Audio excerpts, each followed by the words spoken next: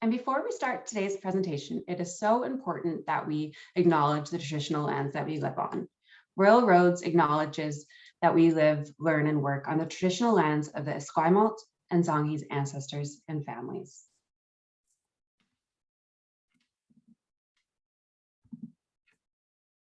Wonderful. So today's session, as I mentioned earlier, it's the DBA research discussion session. So I want to mention that we had a webinar last week where we went over the program information, the structure, key dates.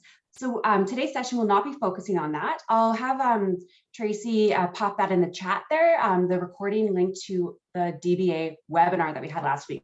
So give that a watch and that will clarify any questions about program structure, how to apply, all of those important details.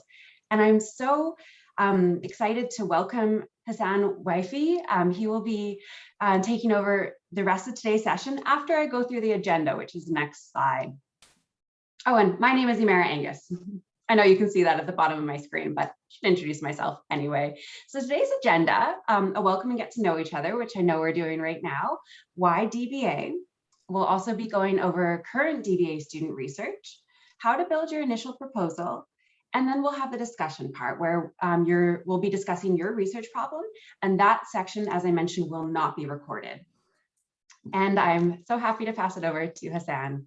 Thank you, Imara. Thank you very much. And ladies and gentlemen, good morning, good afternoon, wherever you are. I see some colleagues from Nigeria. I could say to them, I think, good evening. But I'm glad to meet you again. So today is the second session. We had the first session. We introduced the program. We told you how wonderful we are in terms of program. Actually, now we want to get into the meat. We wanted to talk about the proposal. Why is it? This is the most important piece in your application. Other details is very much about paperwork. So, and you could really talk with our colleague in the admission department to help you with paperwork, transcript. But that the proposal, it's what we look at. This is where we will. Based on that, we will evaluate, assess the research that you have. In some cases, I will say that we had cases where the proposal is so good in the way that we even override some of the basic requirements because we want that kind of research to be in. So this is a very, very important. So what I will do, I will in the first couple of slides, I'm going to talk why DBA. I'm going to just reiterate some of the information we discussed in the last session. Show you our DBA students. We're very proud of them. We celebrate their success. So would like to show you some of the pictures we had. And then we go into the proposal. We prepared like 31 slides. We already finished a couple of slides, 5 slides. That means we still have 25 slides. And we wanted to finish them in 30 minutes. That's ambitious, I know. So I'm going to go through these slides a little bit quickly. Don't hesitate to stop me, to ask a question. Imara will take notes, and every couple of slides I will pause, ask Imara, do you have any question, Imara? So with that, if we are all good, we could move on. Are we all good? Okay.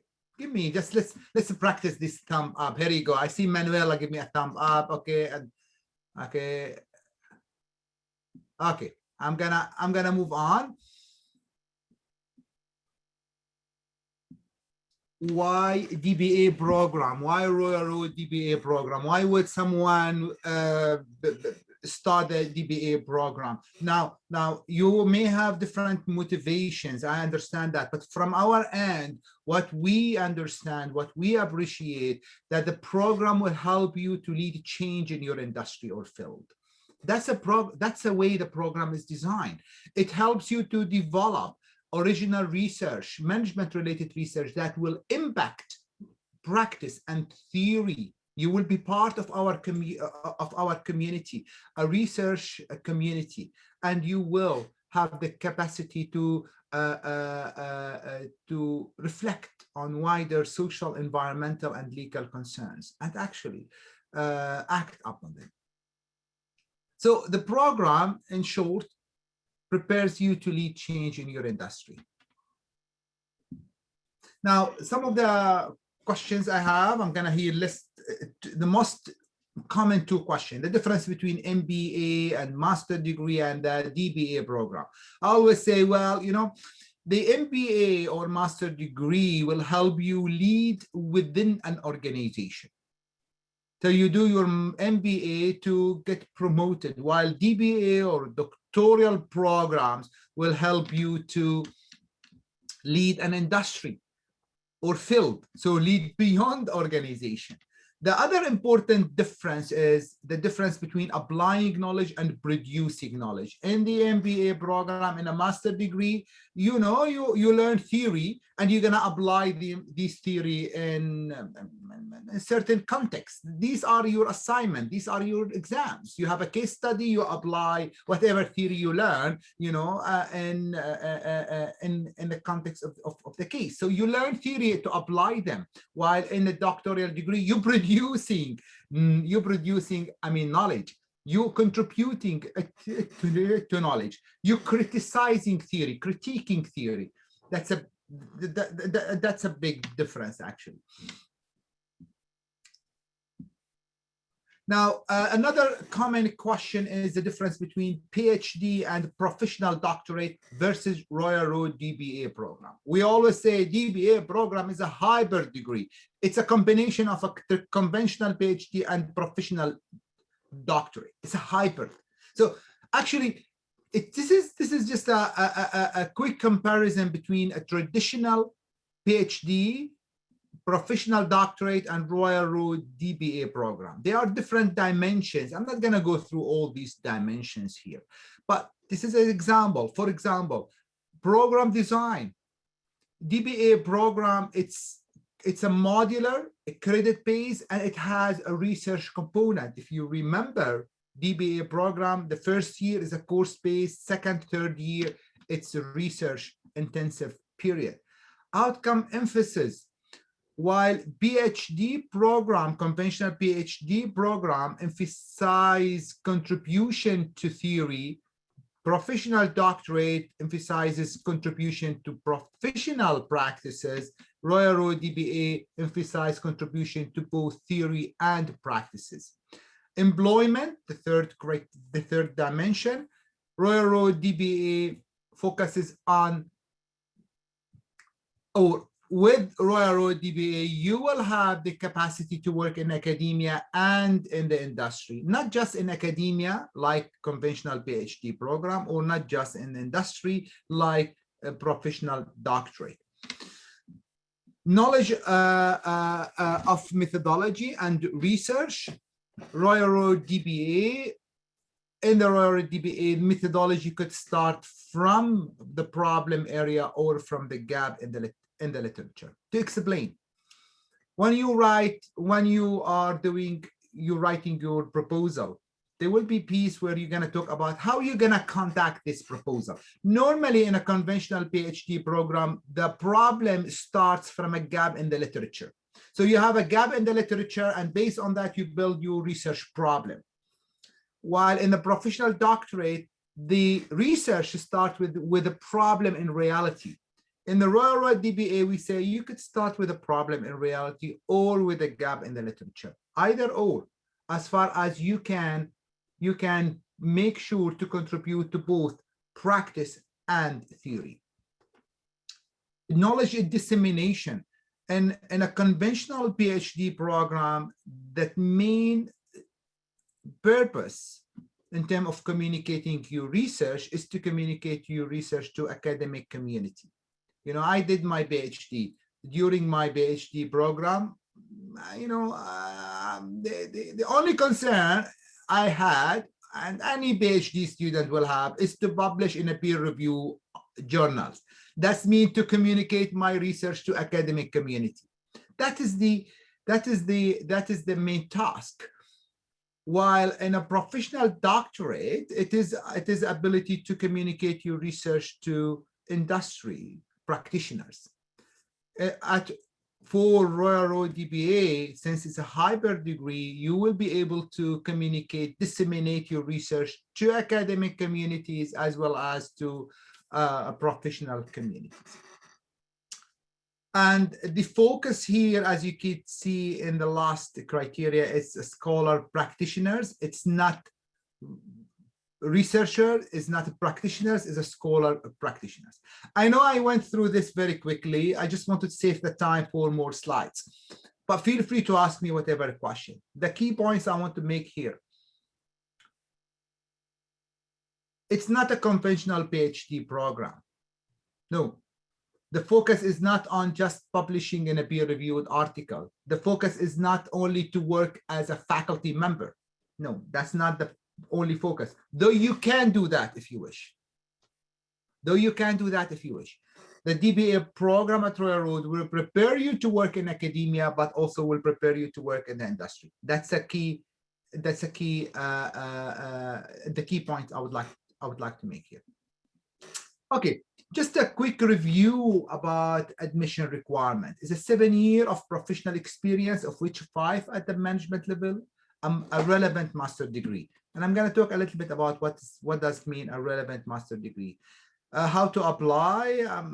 There is an online application, 128.28. It's a very particular number. I don't know why, but this is my colleague put that number for me. You need to have a supporting document. Here are the supporting document. And for today, what I'm going to do, I'm going to talk about the proposal. That's the most important piece. Okay, before I move on, let's see, do we have questions, Imara? We are looking smooth sailing, no questions yet. Oh, good. Okay, ladies and gentlemen, please feel free to put questions or to grab a mic and, interrupt me. Say, Hassan, sorry, what do you mean about this? I'm not clear how this apply in this context. So please feel free to do that. If we have no questions, so I'm going to move on to the next slide. What does the journey look like? Yeah. You could think about your journey very much like a liberating journey. It starts a little bit difficult, I will say that, because you will be in a situation where you will practice something you never practiced. It's not again about, oh, I'm learning this particular theory. Now I need to apply them. This is what I used to do in a master degree. I read a book and everything is structured. It has a start, it has an end. Like looks very logical to me. But now you are at a different level where it's not about that particular theory. You need to critique it. Now, this is not about learning the textbook. It's about critiquing the textbook. It's not about just taking a theory to apply. No, you need to be critical. And that will create for you an environment where you start to reflect on everything. You start to reflect on your own practice. To me, it's about freedom, the freedom of speech, freedom of thinking, but it's evidence-based. I will learn how to support my argument, my thought. It's a thought process. One of my colleagues used to describe this as a thought process. And it's a process. It takes time. This is the picture of our first DBA cohort. That's 2020, actually, almost 2 years ago, or a year, 2 years ago. And that is pre-pandemic. We met at Royal Road. Now, to meet our colleagues, our students, we call them colleagues because they are colleagues. Some of them are professors in the university, our colleagues, actually. To meet our colleagues, here are the links. So all our students are featured in a specific website. I see Kelsey here. I'm going to admit her. Okay. They are featured on the website with their research. So please take time and look at their profiles, their research. They will tell you a lot about the program. The people in the program will tell you what kind of program that our program, and we are very, very proud of our colleague and student. So this is the some of the pictures during the first residency. The first residency last year was online. Oh, I'm sorry. The first residency, actually not last year, this year it was online residency. Next year, we hope that we're gonna get back to campus. We will all hope. Okay, with that, I will move now to talk about a little bit about the research proposal. And I know that you all have like ideas, thoughts, and you want to put them on writing. You want to build your first research proposal. What I'm presenting here, it's what we are looking to see. These are the requirements that we would like to see in your proposal. So I'm going to go through this requirement one by one. So these are the key elements. In a research proposal, what you need to do. First, you need to define a researchable problem. And I'm talking here about a problem, not a topic. So we're not talking about, about retention in general, in HR. We talk about a problem, specific problem. And based on this research problem, you will formulate a research question. In the proposal, you will explain why is it important. And specifically, you will explain how your research will likely to contribute to management research and practices, supporting that with the literature. I mean, when you say it's important in terms of literature, in terms of practice. I'm going to explain each of these in a little bit more details. So you don't need to worry. Explain how the intended research relates to your career goals and objectives. So these are the three elements we would like to see. Okay, and so let's go through each of these elements. Define researchable problem. Researchable problem. How can I define researchable problem? Well, there's two ways. As I said, it's either based on my experience, based on my industry, based on my observation, or based on the literature. So, well, I've been working, let's say an example, I am an IT professional. I've been working in the industry for the last 30 years. I noticed people, they don't understand, they don't really accept technology. I noticed that, I struggled with that. Every time I introduce a program, I noticed, this is an example, of course, I'm not an IT professional.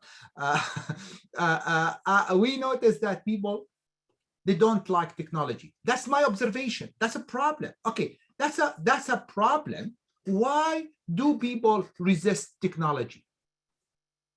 That is an observation. So the problem could be based on that observation, or could be based on the literature.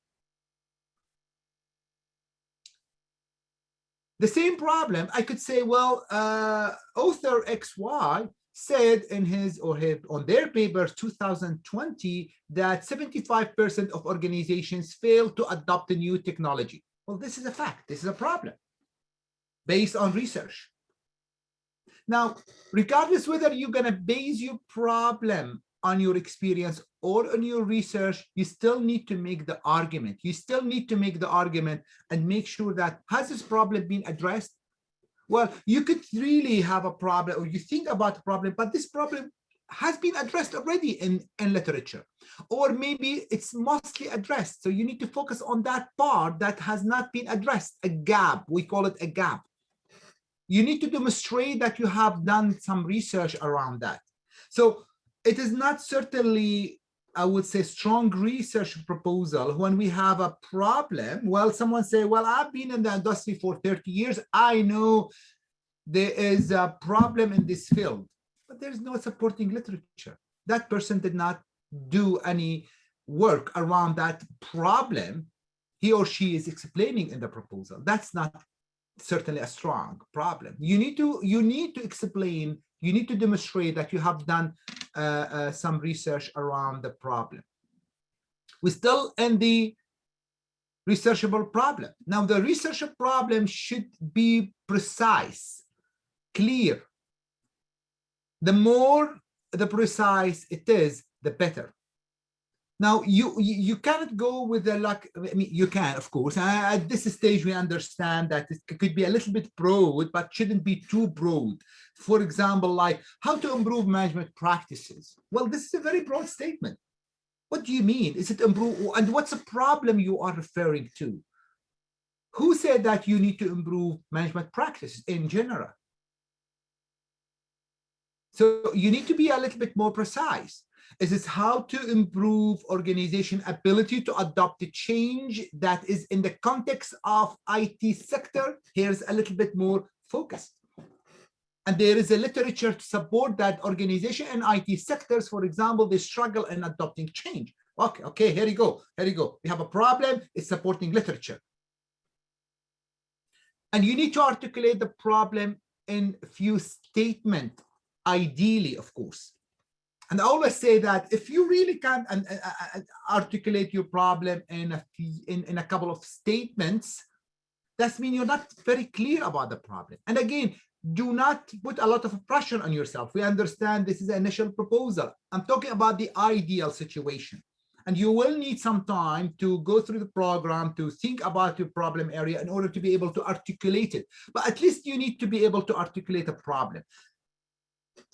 Think about questions that broadly capture the problem. Well, you know, again, let me get back to the example. I'm an IT professional and I'm struggling in making change in organization to adopt technology. So what's the question? Why do organizations resist technology? One possible question. What factors contribute to IT change? This is another possible question. You could have many different questions, and every question has specific particulars. And through the program, you will learn about how you really define the right question. So, for example, when you use the term what, there are two different types of what, or maybe three, the what explanatory and the what exploratory. And these details, you're going to learn it later on. At this point, I mean, think broadly. What could be the question that capture the problem statement? Okay, with researchable problem, do we have any question? We have some questions, but Tracy has been answering all of them. There are a lot of questions about specific experience and backgrounds and letters. So you're good to continue going. Thank you for checking. Thank you, Imara. Thank you. Okay. Now, once you define the problem statement, and if you can define a question with that problem statement, that will be a plus, certainly. And we understand if you could not, because this is the initial proposal, but the problem statement is the main element, then you will tell us why this is important statement. Why this is important? Is it based only on your experience?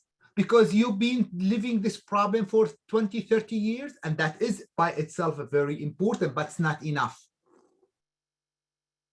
You need to explain that the problem, it's under research. That means it needs more research, and you need to validate that argument. You need to tell us this problem was not specifically addressed, or if it is addressed, your research will add a new dimension to existing literature. Well, there is rich literature around change management, for example, or there's a rich literature around IT implementation in any industry. But there is still ongoing research around that, because every research adds a new dimension, adds a new angle. So you need to explain to us why your research is different and how your research will contribute to existing body of knowledge. And part of the argument is the potential of the problem or addressing the problem. So now we have a colleague, I'm gonna give you some examples, for example, looking at organizational agility. How making organization more agile, more flexible to adopt the change. And that is related to COVID, because organization through COVID, some of our organizations could not be flexible enough to adopt the change, and they struggle with that. Now that is important, especially nowadays in the time of disruption, having improving organization capacity to be more agile, more flexible, that certainly will have consequences on organizational performance. So that is, you need to explain the consequences of the problem or addressing the problem in terms of the entire industry, society, nation, global economy, or management practice. It depends on your research.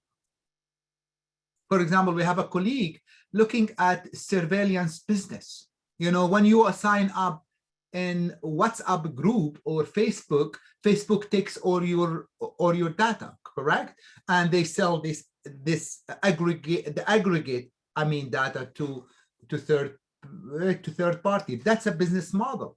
Well, this is a problem. Well, okay, whether this business model is sustainable, ethical, okay, how can make this model more sustainable? You could see this is, yes, it's a specific problem, but has consequences on the industry, on community, on the way we operate, nationally and globally, and of course, management practices. I see you, Imara, coming up. Here you go. Okay. I wanted to take a moment to pause and ask two questions that have come up. Yes. The first question, I think, is more regarding references. So we have a few people in the room who don't have the same academic connections anymore because they might have done their master's program a while back and don't have academic connections for references. Can you speak a bit more about other reference opportunities, like whether it's colleagues or people that they work with? Thank you. The requirement is to see references from academic person. Now, if you could not, you will need to send us a letter explaining why you could not, and that's possible. That's okay. But you need to have a reference that speaks to your capacity, intellectual capacity. It's not a colleague or a friend or a customer. That is not certainly a strong reference. A person who there is little influence, or your influence on that person is not it's not that we will write for you. I'm gonna use the term arm's length, but so it's very much your judgment in that regard, but certainly a reference from a friend or a family member or a colleague wouldn't really be a strong reference. Hope that addressed the question. Okay, thank you. And then the next one we'll do, and then I'll pass it back to you, and then we'll take another break after for questions, is, are we able to build upon the research paper or global management project we have written in our master's degree? Yes, of course you can. Okay, yes, of wonderful. course. And it is certainly recommended when you have the final project in a master degree. So it depends on the type of your master. Some masters have a thesis, some master have dissertation, some master has a final project. That is fine to build on that. That's certainly fine. Thank you, Imara. Okay, so you have a research problem, and then you need to discuss why is it important, and you need to support that with literature. You need to tell us, you need to support that with literature. You need to tell us what are the key highlights in the literature. We're not looking for a full literature review. You need to tell us that you at least you read some literature. Key authors in your area, in your field. Someone wrote in this field. You need to show us evidence that you've done a little bit of work around that. It's not only about, what McKinsey report said, what, Globe and Mail. No. This is, okay, you need to tell us that you've read some paper, recent literature. We call this recent literature. It's not a full literature review again. I'm not looking for a full literature review, but at least you have done some work. And to tell us how your research is positioned in the literature. And again, this is about how your research will add to existing literature. So if you're doing in change management, well, change management, there's a rich, growing, a very rich literature about change management. So why is your research different? Or what does your research add to existing literature? That's what you will need to explain. Overall, show us that you are aware of the body of knowledge. You will have a couple of years to work on that once you are on the program. This is not a full literature review again. It's only highlight.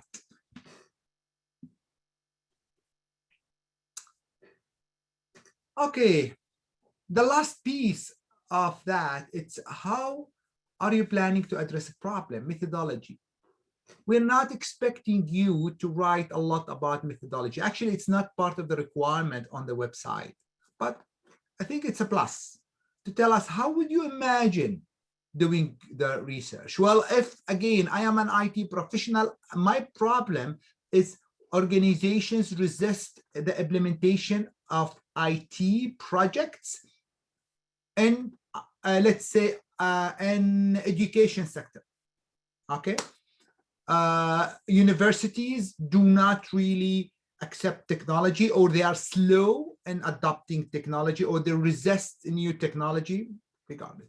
My question about factors that influence the ability of university to adopt technology. Now, probably it's really good to put a couple of sentences explaining how I'm thinking, how I'm imagining doing this research. Am I going to do interviews? Am I collecting data? Am I working in the industry and in this industry so I can get, data from this industry? It's too early to give a full explanation at this point. Only a few sentences showing us that you put some thought in this particular area. Again, this is a plus if you want to add it. Here are some examples. So, okay, before I go to the examples, okay. Before I go to the example, again, what we're looking for in the proposal, it is the most important piece. It is a researchable problem. Research problem. That's the most important piece. The research problem, you will drive a question from research problem. You will explain why the problem is important. You will provide key highlights from literature, and you will provide a couple of statements, sentences explaining how you will do the research. But the key, most important element is a research problem that you're planning to work in. Don't worry, this problem can change later on, can tweak, can be modified. That's okay. But we want to know that what area of research you are interested in. Do we have any questions so far before I move to showing you some examples from existing students? Thank you for question about questions. We do have a few that have come up. So I will start with one that is, are we focusing on operations or change management or economy? I wanted to see what modules we will be studying and working on. How many and what are they? Thank you.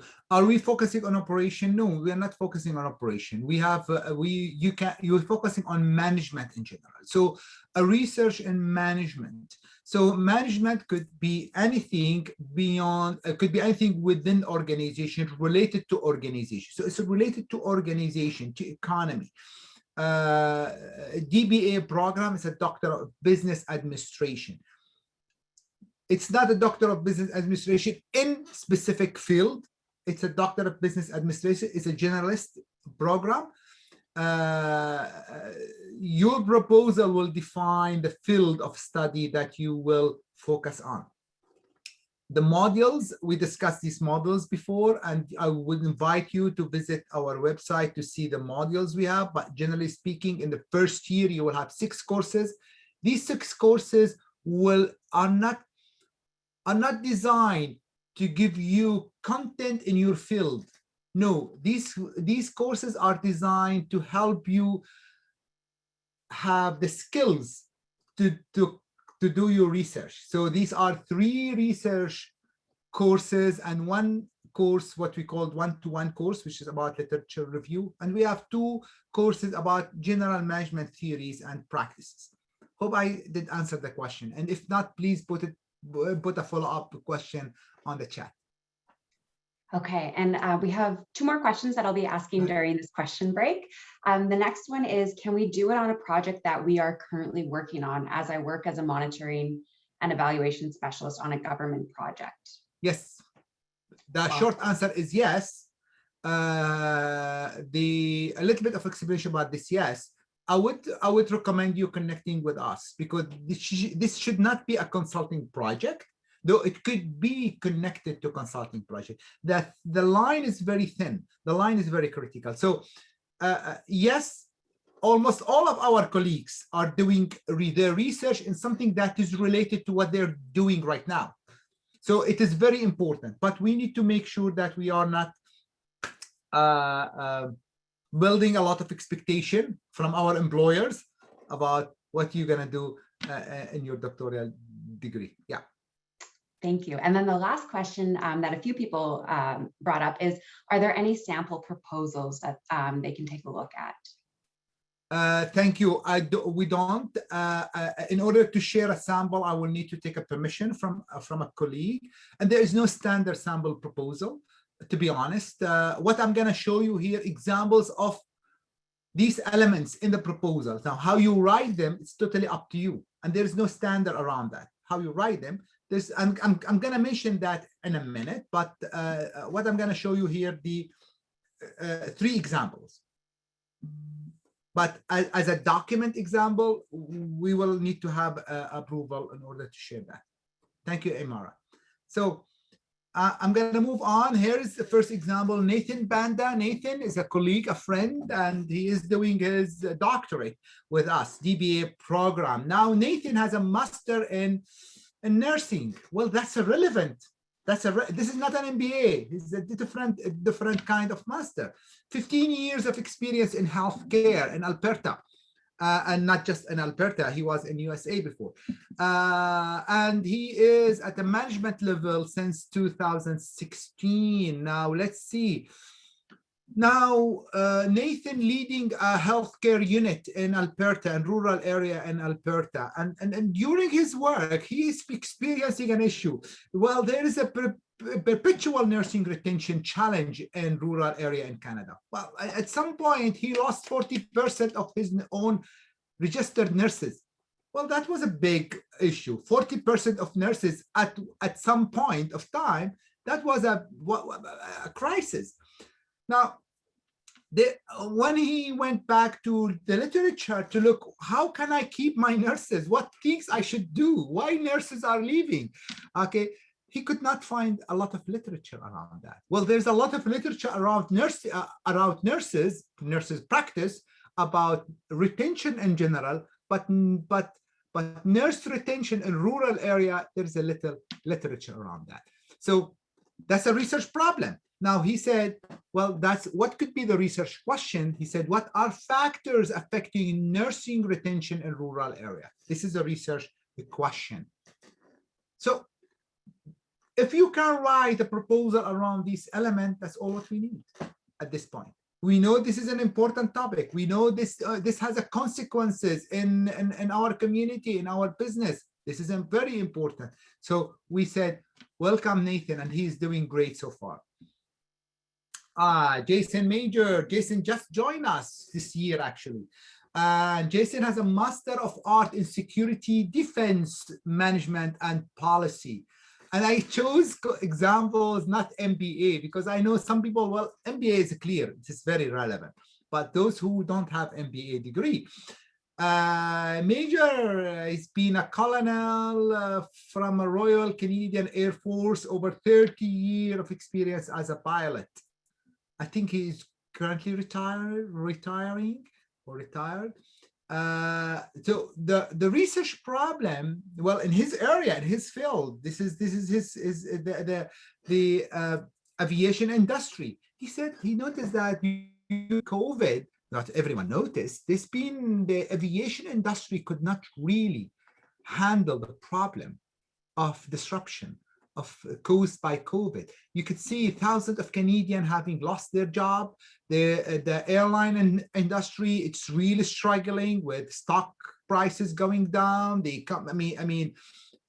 well, there's a problem. The industry lacks resiliency. The industry lacks flexibility and agility. So the question is, which is very broad at this point, we're gonna fix it. We're gonna refocus the question a little bit.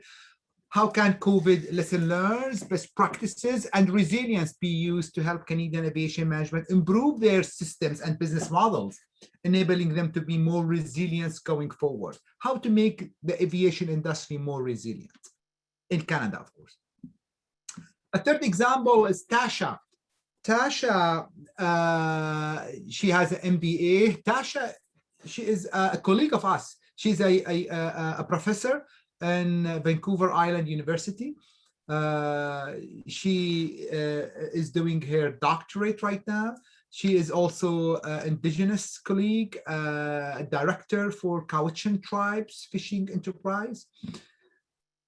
Tasha is the research problem that Tasha is investigating, that she, well, based on literature and based on her experience as a First Nation person, she argued that Canadian Indigenous entrepreneurship participation rate is 6.26 compared to non-Indigenous participation rate, which is 11. Well, there's a clear disparity here. There's a clear issue. There's a question that she raised is why, despite the support, a lower number of Indigenous people engage in entrepreneurship activities. Now, just for your question, I mean, Tasha is fully funded. Nathan is about to be, he's applying to be fully funded also students. We have a number of our students who are fully funded. They came to the program, not funded. And during their program, they start their research, they develop their research, and they apply and they get fully funded. Actually, they fully funded beyond the tuition fee to do also a conference or something like this. Okay, allow me to just go through 2 slides and then we pause for questions. And I think we're doing good on time here. Okay, some advices when you select your research problem.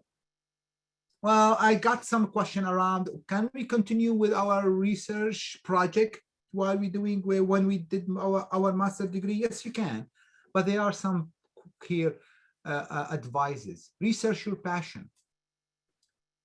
Passionate research often result in through thoughtful and rigorous research. Well, this is your identity. I mean, there are things you can't change in your life most of the time. One of them is your professional identity. At least it's stuck with you. You can't change it, of course, you can, but it requires a lot of time. So I did my research in technology transfer in construction. Now I'm doing other type of research, but it's still an identity. I still define myself as an expert in that field because this is my area. This is my passion. If you are passionate about something, do you research in that passion? This is going to live with you. This is not a 2-year program. This is a life program. This is your identity. You will identify yourself. Well, now I identify myself before I even mention my name. I identify myself, well, I'm an expert in this field. My name, I mean, by the way, That's my identity. This is where I am. This is my passion. So define your passion. Be clear about that. Be very clear about that. Consult with us. Talk with us. This is why we are here. Know your motivation. Why are you doing your DBA? Very clear. You need to know your motivation. It's a long program. It's not a 1-year program. It's a 4-year program, and there is a commitment. There's a big investment, time, effort, family. Why are you doing this program? And there will be some point in the program where you see, oh my goodness, where I'm putting myself in. And that is, we've been through this. You need to be clear what you want to do from this program. And again, here I'm talking as academic, not I'm talking about a person who's marketing his own program or their own, no. I'm talking as an academic here to colleagues who could be our colleagues. So you need to know your motivation. Why are you doing this? Is it required by your work? Is it something that you need to do in order to get promoted? For example, our colleague in the industry, in the academic, in academia, they need to have doctorate in order to get promoted and get, tenure. This is important for them, and we understand that. So know your motivation. This is very important. Identify your competitive advantage. Well, when I'm talking about Nathan research about healthcare retention, nurse retention, do you think anyone else can I do his research? No. This is his competitive advantage. That's his area. That is his area. This is his competitive advantage. Similarly, also Tasha, that's his area. Tasha is indigenous woman. She experienced a problem, and she is the right person to study this. Know your competitive advantage. Okay, and I'm almost there. Something to consider: the structure of a proposal. Now, there's no standard way of doing the proposal. I would see that we would like to see these key elements. The standard structure, the most common structure: an introduction, the research problem. You start with the research problem, and then you explain the problem. Then you provide a support from the literature, and then you explain why it relates to your career. That's a standard, but people could do it in different way, and that's totally fine, as far as you can address the key element that we discussed. The length of the proposal is a 3 to 5 page. Sending a 20 page, this is certainly not good. Sending a chapter that's from your master thesis, clearly that will not send a good message. We need 3 to 5 page condensed proposal, key elements there, addressing, mainly highlighting the research question. Make sure to cite and reference information that you will use. This is a critical. If we detect that you're using information that it's not cited, you're not authored. You are not the author of the information. You use it as to be your information, or this is your own writing. Certainly, this will not be accepted. So make sure to cite all information that you will use in the report, in the proposal. Okay, with that, this is my last slide before we go to the exercise we will have. Now, Imara, I'm going to turn it over to Imara. Do we have questions to pick, or should we go to the exercise? Let's do 2 quick questions, so that way we can jump right into the exercise when we get to that point. So the first question is from somebody. I'll just read it directly. It says, I understand that there are group work and group form of assignments. For example, I'm healthcare and a medical researcher. Can students be grouped based on interest and expertise?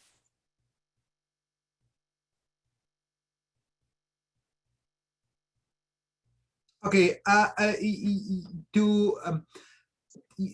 I'm not sure whether I understand your question correctly, Shelley, but I think you were, I'm looking at your question right now. I think you were talking about team assignment, where you work together for an assignment as a team. That's what you did in the master programs, our master programs all about team assignment. No, there's very little team assignment here. There's no very little team assignment. There's a different kind of assignment, which is more or less team, but it's not team. It's not that you're going to work together and submit an assignment. No, there will be an assignment that when you take your peer assignment and you critique it. So short answer, there's very little team assignment in the program. This is a doctoral degree. There will be team activity, no team assignment. But you are a part of a community of researchers where you will actively engage in conversations with your peers. These conversations could be critiquing their research or receiving critiques from them. That's different from doing team assignments similar to the master level assignments. I hope, Shelley, I addressed the question. If not, yes, please. yes, thank you. You answered my question. Thank you. Yeah. And I'll ask one more question here. And then if there's any other questions that come up, please do reach out to us through enrollment, especially for the questions around like the reference letters and if that qualifies or not. The next question is, what is the typical time investment that students need to put aside on average for a program of this sort? Thank you. This is a very, very, very important question. And I do make sure during the admission process to make this clear to every single applicant who is about to enter the program. So the first year, it is very much similar to the master level in terms of the time commitment, in terms of the time, the first year, because it's course-based. So we're saying that on average, 15 hours per week, on average, 15 hours per week, in the first, especially the first 6 months of the program, where you have 2 courses. After the first 6 months, more or less, you will start to have more control on your time, because you will start then the one-to-one course, and then you start your research, where there's totally up to you how much you will spend later on, as far as you finish the work. But the first year, which is more of a coursework, I would say there will be little control on how much you'll spend. There will be assignments, and you need to submit these assignments on time and all that. Of course, the nature of work is different from the master level. It's not about assignment, oh, the professor will deduct mark for me. This is, grades are behind you here. It's more of intellectual pressure. Hopefully I did answer the question. Okay. So with that, ladies and gentlemen, I would like to move the last, we have like 8 minutes. I think that's okay. Let's take 3 to 5 minutes, maybe 4 minutes. May I ask you please to write down your research problem, put it in 2 sentences. Take 3 minutes by yourself, take a pen. Can you express your research problem in 2 sentences? And now because we have only 8 minutes, what I will suggest, after 2 or 3 minutes, we're gonna get back and I'm gonna ask you to share with me 1 or 2 research problem. Grab a mic and ask you to share your research problem, and then we can discuss it quickly before we wrap up. Okay? Okay. You take your time, 3 minutes, only 3 minutes, and to write down your research problem. Okay.